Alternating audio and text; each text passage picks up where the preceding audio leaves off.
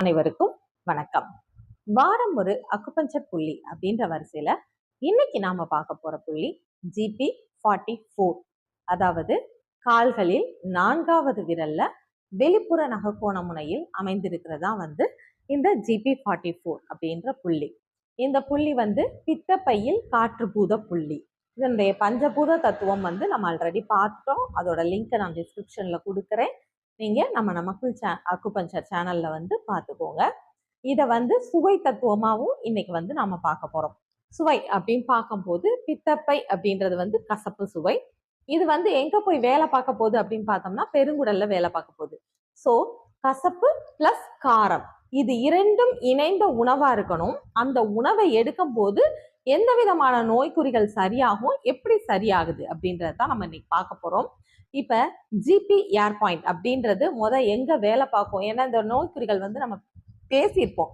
பெரும்பாலும் இது என்னவா இருக்கும்னா கண் சம்பந்தப்பட்ட பிரச்சனை, தலை சம்பந்தப்பட்ட பிரச்சனை, காது சம்பந்தப்பட்ட பிரச்சனையா மொத்தத்துல ஜிபினாவே தலை முதல்ல. இந்த பிரச்சனைகள் எல்லாமே அதுல இருக்கு. இப்படி பார்க்கும்போது இதுக்கும் இந்த கண் காது தலைப்பகுதிக்கு என்ன சம்பந்தம் பார்த்தோம்னா அதை நமக்கு இந்த சேனலே சொல்லி கொடுத்துரும். ஏன்னா GP1 இங்க ஆரம்பிக்கும், 2 இங்க ஆரம்பிக்கும், அப்புறம் 3ல இருந்து பாத்தீங்கன்னா அப்படி தலைப்பகுதியவே 3 ரோவா சுத்தி வரும். அந்த சுத்தி வர்றது எப்படி வரும்னா ஒன் சைடு மட்டும்தான் வரும்.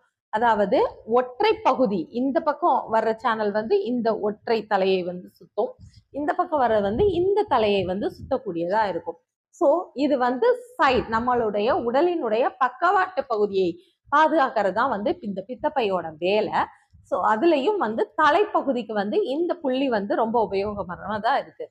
அப்படி பார்க்கும்போது நமக்கு ஒற்றை தலைவலி, அப்புறம் காதுகள்ல எரிச்சல், இல்ல காதுல இரைச்சல், எரிச்சல்ல காதுல இரைச்சல், இல்ல சீல் வடிகிறது, இப்படி ஏதோ ஒரு காதுல மந்தத்தன்மை, இந்த மாதிரி காது சம்பந்தப்பட்ட பிரச்சனையா இருக்கட்டும், கண்கள் சம்பந்தப்பட்ட பிரச்சனையா இருக்கும், கண்ணில் அதே சேம் எரிச்சல், அப்புறம் கண்கள் அப்படி உறுத்திக்கிட்டே இருக்கிறது, இந்த மாதிரி விஷயம். இப்படி இந்த ரெண்டும் இருக்கிறவங்க அதோட ஒற்றை தலைவலி இருக்கிற நபர்களும் நான் சொல்ற இந்த மெத்தடை ஃபாலோ பண்ணுங்க. கண்டிப்பா கேட்கும். ஏன் உருவாகுது இந்த பிரச்சனை அப்படின்னு பார்த்தோம்னா இந்த பித்தப்பையா இருக்கட்டும் பெருங்குடலா இருக்கட்டும் ரெண்டுமே யாங் உறுப்பு. ரெண்டோட வேலையை என்ன பார்த்தோம்னா பித்தப்பை கீழ் நோக்கி தான் நமக்கு பித்த நீரை கொடுக்குது. அதாவது சிறுகுடலுக்கு பித்த நீரை கொடுக்குது, கொழுப்பு செரிமானத்திற்காக கொடுக்குது. அதே மாதிரி அங்க இருந்து பெருங்குடலுக்கு போது பெருங்குடலும் என்ன பண்ணுதுன்னா கீழ் நோக்கி தான் அதனுடைய கழிவை வெளியேற்றக்கூடிய விஷயமா பாக்குது. மித்தபடி இந்த ரெண்டும் யாங் உறுப்பு அப்படின்ற ஒரு கனெக்ஷனும் இதுல இருக்கு. சோ பித்தப்பையில இருந்து வரக்கூடிய அந்த பித்த நீர் தான் சிறுகுடல்லையும் கலந்து பெருங்குடலுக்கு வருது. பித்தம் மிகுதியானாலும் அது பெருங்குடலையும் சிறுகுடலையும் பாதிக்கும், பெருங்குடலையும் பாதிக்கும். இந்த பித்த நீருடைய குறைபாடும் எதை பாதிக்கும்னா சிறுகுடலையும் பாதிக்கும், பெருங்குடலையும் பாதிக்கும். மெயினா கொழுப்பு சரியா செரிக்கப்படலை அப்படின்னாவே உங்களுக்கு கேஸ் ஃபார்மேஷன் ரொம்ப இருந்துகிட்டே இருக்கும். ஸோ அந்த கேஸ் ஃபார்மேஷன் மட்டும் இல்லாம இந்த சரியா நொதிக்கப்படாத இந்த பித்த நீர் என்ன பண்ணுது அப்படின்னா அந்த பெருங்குடல் சுவர்கள்ல உள்ள அந்த பாக்டீரியாஸையும் அழிக்குது. பிளஸ் அந்த சுவர்களை ஒரு இரிட்டேட் பண்ணுது. ஸோ உங்களுக்கு மலம் எரிச்சலா போக ஆரம்பிக்கும். நல்ல கிருமிகளையும் சேர்ந்து நல்ல பாக்டீரியாஸையும் இது அழிச்சிருது. ஸோ அதனால அங்க மலம் நொதிக்கப்படக்கூடிய தன்மை, அதாவது சரியா நொதித்தலே நடக்காம அப்படி சாப்பிட்ட மாதிரிக்கு வெளியேறுது அப்படின்றவங்களுக்கும் இந்த பித்தப்பையில GP44 அப்படின்ற பாயிண்ட் நல்லாவே வேலை பார்க்கும். ஸோ இந்த ரெண்டு விஷயத்துக்கும் நாம இதை போடலாம். இது எப்படி தலையில ஏறுது அப்படின்னு பார்த்தோம்னா இப்ப இந்த பெருங்குடல்ல சரியா நொதிக்கப்படாத உணவு இருக்கும் போது அங்க என்ன ஆகுதுன்னா அது கேஸா ஃபார்ம் ஆகுது. கேஸா ஃபார்ம் ஆகும் போது அது அப்படியே அந்த வாயு மேல ஏறி நமக்கு இங்க ஃபுல்லா தலையில ஏறி நிற்கும். ஸோ தலைவலிக்கு நிறைய காரணங்கள் இருக்கு. ஆனா உங்களுக்கு ஒற்றை தலைவலியும் இருக்கு, வாயு தொந்தரவும் இருக்கு, வாயு தொந்தரவை நிறைய பேருக்கு வந்து கண்டுபிடிக்கவே தெரியல. எனக்கு வாயு தொந்தரவு உங்களுக்கு இருக்குன்னு சொன்னா கூட இல்லைன்றாங்க. அதுக்கப்புறம் நம்ம ஒவ்வொன்னா கேட்க கேட்கதான் இருக்குன்றாங்க. நம்ம வந்து நிறைய பேர் வந்து நம்ம உடலை வந்து கவனிக்கிறதே கிடையாது. ஸோ உங்களுக்கு மலம் எரிச்சலா போகுது, இல்ல சரியா வந்து செரிமானம் இல்லாமல் போகுது அப்படின்னாவே நீங்க கவனிங்க. உங்களுக்கு வந்து வாயு தொந்தரவு வந்து இருக்கிறதுக்கு வந்து 99% வந்து வாய்ப்பு இருக்கு. இதுவும் இருந்து ஒற்றை தலைவலியும் இருக்கிறவங்க வந்து கண்டிப்பா இல்ல காதுல ப்ராப்ளம் இருக்கு, இல்ல கண்கள்ல பிரச்சனை இருக்கு, யாரா இருந்தாலும் GP44 பாயிண்ட வந்து போடுங்க. இதுக்குரிய உணவா வந்து நம்ம எதை பார்க்கலாம் அப்படின்னு பார்த்தோம்னா, இந்த உணவு வந்து 2 விதத்துக்கு யூஸ் பண்ணலாம். இவ்வளவு நாள் வந்து நம்ம பேசினது வந்து உள்ள இன்டேக் மட்டும்தான் பேசியிருப்போம். ஆனா இப்ப நான் சொல்ல போறத வந்து நீங்க வெளிப்புறமாவும் பயன்படுத்தலாம், உள்ளுக்குள்ள வந்து உணவாவும் எடுத்துக்கலாம். 2க்கும் பயன்படக்கூடியதுதான். கசப்பு மற்றும் நார்ச்சத்து உடையது அப்படின்னு பார்க்கும்போது இதனுடைய உருவமே வந்து இதுல கசப்பு இருக்குன்னு காட்டி கொடுத்துரும். அதோட அதை வந்து நல்லா மென்னு சாப்பிடக்கூடிய ஒரு உணவுப் பொருள். அதனால வந்து இதுல நார்ச்சத்தும் இருக்கு. அப்படிப்பட்ட உணவுப் பொருள் அப்படின்னு பார்க்கும்போது அது வந்து முட்டைக்கோஸ். முட்டைக்கோஸை இப்படி பிரச்சனை இருக்கிறவங்க வந்து கண்டிப்பா வந்து எப்படி சாப்பிடணும் அப்படின்னா, நீங்க வந்து அதாவது அதனுடைய துர்நாற்றம் வந்து நிறைய பேருக்கு வந்து பிடிக்காது. ஆனா நீங்க வந்து டபுள் பாயில் பண்ணுங்க. ஒருக்க வந்து அதை வந்து வேக வச்சுட்டு கொஞ்ச நேரம் வந்து அப்படியே வச்சிருங்க.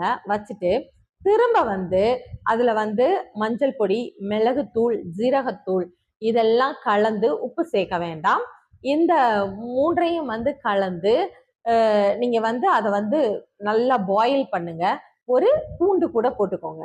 பூண்டு போட்டு கொஞ்சம் மஞ்சள் பொடி இதெல்லாம் போட்டு நீங்க வந்து ஒரு சூப்பு மாதிரி இதை வந்து வச்சு அந்த சூப்பை வந்து நீங்க வடிகட்டி நீங்க வந்து குடிங்க. ஃபர்ஸ்ட் வந்து அதை எப்படி எடுத்துக்கலாம் அப்படின்னா, 300 ml தண்ணி ஊத்துறீங்க அப்படின்னா, இப்போ ஒரு கைப்பிடி முட்டைக்கோசுக்கு வந்து ஒரு 300 ml தண்ணி ஊத்துறீங்க அப்படின்னா, ஃபர்ஸ்ட் நீங்க வேக வச்சு எடுக்கிற வந்து 200 ml வந்து வரணும்.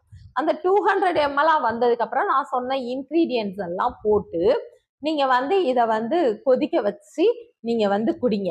இந்த பிரச்சனை இருக்கிற நபர்கள் முதல்ல வந்து ஒரு 3 டேஸ்க்கு வந்து கண்டினியூஸா எடுங்க. அதுக்கப்புறம் ஒரு நாள் விட்டு ஒரு நாள் வந்து எடுங்க. உங்களுக்கு வந்து பிரச்சனை வந்து சரியா அக்குபஞ்சர் புள்ளியும் சேர்த்து அக்குபஞ்சர் ட்ரீட்மெண்ட்டும் சேர்த்து எடுக்கணும். உங்களுக்கு பக்கத்துல வந்து வேற யாராவது அக்குபஞ்சரிஸ்ட் இருக்காங்கன்னாலும் அவங்ககிட்ட போய் நீங்க ட்ரீட்மெண்ட் எடுத்துக்கோங்க. பிளஸ் இந்த உணவு முறையை வந்து ஃபாலோ பண்ணுங்க. அப்படி உங்களுக்கு நீங்க அவைலபிள் இல்லாத இடத்துல இருக்கீங்கன்னா ஆன்லைன் ட்ரீட்மெண்ட்டும் நாம வந்து கொடுக்குறோம். நீங்க அதுல கூட நீங்க வந்து கால் பண்ணி அட்டன் பண்ணிக்கலாம். சரி, இப்படி இந்த முட்டைக்கோசை வந்து உள்ளுக்குள்ள எடுக்கிற விதம் வந்து சொல்லிட்டேன். இதை எப்ப எடுக்கலாம் அப்படின்னு கேட்டீங்கன்னா, இதை எடுக்கிறதுக்கு சரியான நேரம் அப்படின்னு பார்த்தோம்னா காலையில ஒரு 11 to 12 மணிக்குள்ள வந்து இந்த சூப்பை வந்து குடிங்க. நீங்க ஒர்க்கிங் பீப்புளா இருந்தீங்கன்னா ப்ரிப்பேர் பண்ணி கையில எடுத்துட்டு போயிருங்க. அந்த டைம் வந்து மேக்சிமம் வந்து ஏதோ காஃபி டீ பிரேக் டைமா இருக்கும். அந்த டயத்துல வந்து நீங்க இந்த சூப்பை வந்து எடுத்துக்கோங்க. அப்புறம் வெளிப்புறமா இதை எப்படி பயன்படுத்தலாம் அப்படின்னா, வெறும் முட்டைக்கோஸை மட்டுமே அந்த இதழ்கள் இருக்குல்லையா, பெட்டல்ஸா வரும், அதை வந்து நல்லா அரைச்சி அதை வந்து நீங்க வந்து 10 போடலாம். வேற தண்ணியே சேர்க்காம அந்த இதழையே நல்லா வந்து நசுக்கி இந்த சாரோட வரும். அதை வந்து நீங்க தலைவலி இருக்கிற நேரமோ, இல்ல கண்ணு வந்து இரிட்டேட் ஆகுது அப்படின்ற நேரமோ, இல்ல காது வந்து ரொம்ப பெயினா இருக்கு, மந்தமா இருக்கு, இந்த மாதிரி நேரத்துலலாம் இந்த பக்கம் ஃபுல்லா இருக்குன்னா கண்ணு, நெத்தி, இந்த இது ஃபுல்லாத்தையும் கவர் பண்ற மாதிரி போடுங்க. ஆனா ஒன் சைடு மட்டும் போட வேணாம். பிரச்சனை ஒரு பக்கம் இருந்தாலும் 2 சைடுமே வந்து போடுங்க. சரியா? ஏன்னா இந்த இந்த பாதியை கவர் பண்ணிட்டு இங்கிட்டு இருக்கிறத நாம வந்து அங்கிட்டு வந்து டிரான்ஸ்ஃபர் பண்ணி விடக்கூடாது. இந்த மாதிரி நீங்க 10 போட்டீங்கன்னா உங்களுக்கு இமீடியட்டாவே நீங்க அந்த பெயின்ல இருந்து கொஞ்சம் ரிலீஃப் ஆகுறது வந்து உங்களுக்கு தெரியும். இது வந்து நல்லா அங்க உள்ள ஒரு இரிட்டேஷனை குறைச்சி உங்களுக்கு வந்து பெயின்ல இருந்து ரிலீஃப் பண்ணி கொடுக்கும். இது வந்து தற்காலிகமான தீர்வு. ஆனா உணவாகவும் இந்த அக்குபஞ்சர் ட்ரீட்மெண்ட்டையும் நீங்க சேர்த்து வந்து எடுத்துக்கும் போது இந்த புள்ளிய வந்து நீங்க ப்ரெஸ் பண்ணி விடுங்க. நீடில் போட தெரிஞ்ச நபர்களா இருந்தா நீடில் வந்து போடுங்க. இதை வந்து நீங்க ஃபாலோ பண்ணும்போது உங்களுக்கு வந்து நல்ல ஒரு ரிசல்ட் இருக்கும்.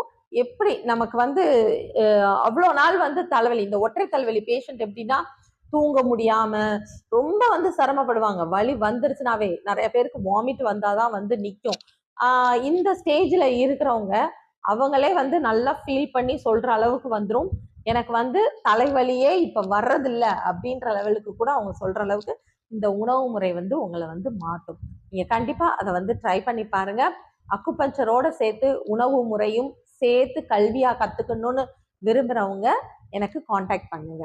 அக்குபஞ்சர் என்னும் அற்புதமான மருத்துவத்தை அனைவரும் பயன்படுத்தி பலன் பெற வேண்டும் என்று கேட்டுக்கொள்கிறேன். நன்றி, வணக்கம்.